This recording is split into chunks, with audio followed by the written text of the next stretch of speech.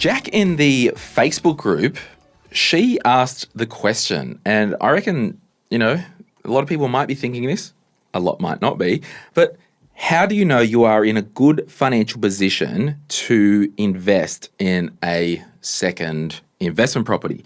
Today on the podcast, I've got John Pidgeon and Rach Kroon from This Is Property podcast.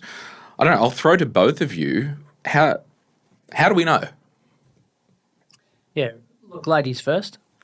Well, I think you would know, in my personal opinion, if you have, I guess if you're in a position to do it. So if you've got both the equity and the income to buy another investment property, but also if you've got the mindset to, if you want to be buying another property, that's generally when you sit down and do the scenarios, maybe with your mortgage broker and your accountant of how that would look. And I think that gives you a little bit more knowledge to go, am I ready to do this? I think that would start the process, kick it off, to start to think about if you're ready. What do you think, John? Yeah, look, Jack's floating the idea, and you're right, mindset, big one, is like, I'm ready.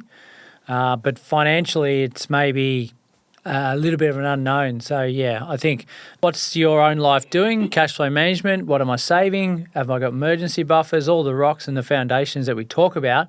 But then what's my first investment property doing? What are the holding costs for that?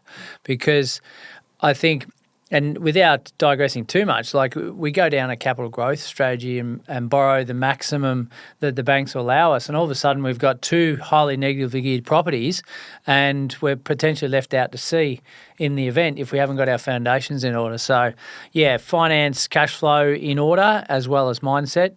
In my mind, you're good to go. And that's why I like to see those scenarios done. So when you get those scenarios done of how it's actually going to look and what it's going to cost you, and let's say it was, let's just pick a figure, let's say it was $150 a week to hold that property. Let's have a look at that. Have you been saving $150 a week? Have you been putting that into your, home loan as additional repayments? Is that going to change your lifestyle? Because I think once you've got all those figures in front of you, it makes it a lot easier to have an informed conversation. Yeah, and I think, to be honest, the fact that they're asking the question probably means they are in a good financial position to buy a second investment property. Because if you had your home, you had your first investment property, and you were living week on week, and you maybe had a personal loan or something else, and you just couldn't get on top, maybe you didn't have an emergency fund, well, the answer's probably no. But I like to run people through our Sound Financial House, and we always have to be looking at this stuff. So I would ask Jack, have you got a cash buffer? Have you got your insurances in place? Is your estate planning sorted? So all these things. But I think at the end of the day, you then need to, and this may be for John, there's a difference in financial position needed for $1 million investment property and a $600,000 investment property as well. Absolutely there is. Like the difference, we did a scenario a couple of days ago, the difference is about $1,500 a month of holding costs. The odds that you have to carry. From a $500K purchase to $1 million purchase. Like, okay, you can have the million, but you're going to have to facilitate a higher holding cost for for that short term anyway. Yeah, so when John says holding costs, that's literally what you have to cash flow. Yes, when you've already taken into account your rents received, interest payment. Yeah, and all the running costs. There's a difference. There's a difference, yeah. And obviously there's variances of that, using equity as a deposit versus cash, principal and interest versus interest only, etc. But it's just, it doesn't always work out to be double when you double the price, but it's a starting point. I reckon as well, when we talk about property, like I would say it's a big commitment to pull the trigger on your very first property, your first investment property, or your second or third investment property. So you don't want to casually walk into this. Like, it has to be thought about. And I would encourage Jack and anyone listening, even if you wanted to buy your first investment property, what is your life looking like right now, and is it what you want it to be in 2 or 3 years? And the question is, well, no, it's not, because I want to study again or retrain or do something, or we want to tweak the house or renovate the house. So I think we have to bring in those other lifestyle goals and factors in, because we don't want the quote-unquote financial blessing of being a property investor to turn into a horror story because, we bought that and then we now literally can't afford any type of luxuries in our life. And just as you said that, we had a client a little while ago that was looking at buying their second investment property. And when asked the questions about what was coming up in the next few years, one of those things was upsizing their owner-occupied. Now, that sort of came out in the conversation. Yeah. Now, when we actually reverse engineered that and looked at upsizing their owner-occupied, if they bought this second investment property, well, they actually may not have been able to do that. So you don't want to do something here because you're ready if it's going to impact Be at the expense of living your life. something that you want to do in the next 2 to 3 years, because it's not a 1 year goal. Like, you're holding property, you want to be able to hold it for a period of time. Yeah. So in summary, do you reckon between the three of us, we could do a quick 10-point checklist? Yeah. So I'm going to cheat and go first. At all times, we want to make sure there's no consumer debt. So we'll carve out the car loan because, that's another thing. We want to make sure you've got your life insurances, your income insurances in place. We want to make sure wills and estate planning is sorted. And, you can walk and chew gum at the same time. You can go, yeah, we're going to get this happening and, review our estate plan. We probably want to make sure that we've got our emergency fund. John, with our emergency fund, if I'm wearing I'm Glenn, I'm in personal finance cap on, we might say, look, you really want 3 months worth of expenses as a cash buffer in your life.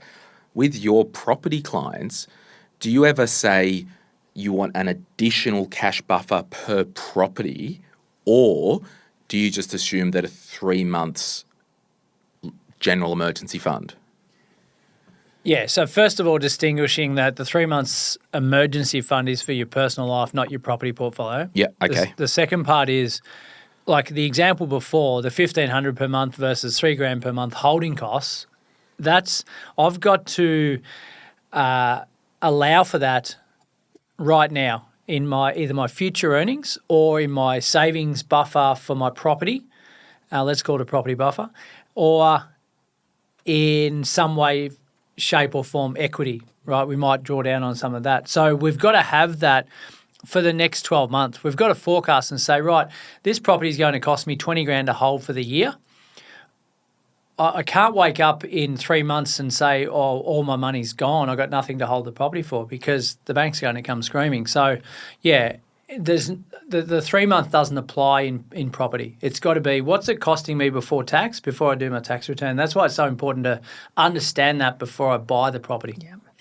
So there could be an extra $5,000 extra cash buffer for that property. Or I'm factoring into my next paycheck to say I'm going to carve off $600 of my next paycheck and every other paycheck after that for this particular property. Right, okay. Yeah. Rach, anything you want to add in terms of this checklist that we got side railed Yeah, on? so I would say whatever that cost to hold of the property is going to be, and you might have done some figures on this. If you haven't, maybe even well in advance, sit down with your broker and work out those numbers before you consider it further.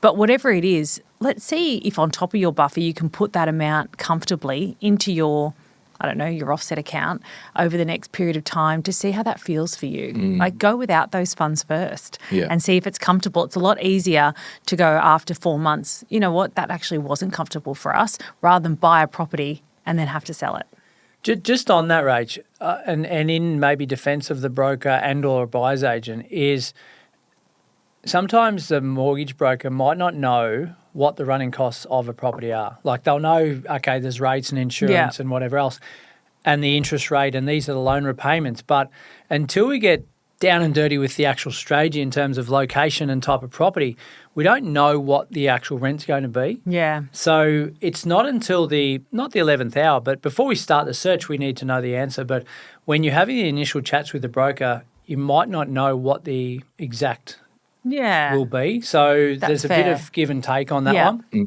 one. I think as well, you really want to make sure in terms of your financial position before you pull the trigger that you've got the ownership structure sorted. So have a look at last year's tax return, have a look what this year's going to be. If there's a spouse or partner, is it going to be 80-20? Is it going to be 50-50? Is it going to be 100 in either name as well? So we'll do tax structure. We want to make sure that there's no other big lifestyle rocks. what are your goals, short and long term, and really sit down and work that out to make sure that this isn't going to impact them. And this is where it gets to the point where it's like, do whatever you want with your money. But if you were in this position where you had your house and your first investment property, and you always wanted to go to Europe for 3 months and it could cost 30 grand, and you had that 30 grand, I'm probably doing that first. Because you'll be fine. You've got an investment property you set up, you're good at saving. So, I just think you will know if you're in a good financial position. And one hard line to say you're not is if you go to a broker and they say, we can't get you any money. Yeah. That's probably a That's a telltale flag. sign. Mindset's obviously a part of that as well. Yeah. Getting your head around it. Are you, not everyone that listens to the podcast, surprisingly enough, Rachel, is into property, which is strange, but in any case, we'll run with that. The other part of this question for Jack is not only do we know we're in a good financial position for an investment property, but some of us are in a great position but also don't realise it. So some of us go searching for, can we borrow money? I want to buy another property, the property nerds. But there's a whole heap out there that don't realise that they're sitting on a gold mine. Yeah, 100%. Hey, it's Glenn here. Thank you so much for watching today's video. You made it to the end. Can I ask a favor? Can you hit that like button and maybe hit subscribe if you want to get notified when we release further videos just like this one, whether you watch the Money, Money, Money podcast or Retire Right. And remember, if you want to learn more about investing, I've got an investing book, The Quick Start Guide to Investing, and there's a link in the description to get your hands on a copy. Thank you so much. Bye.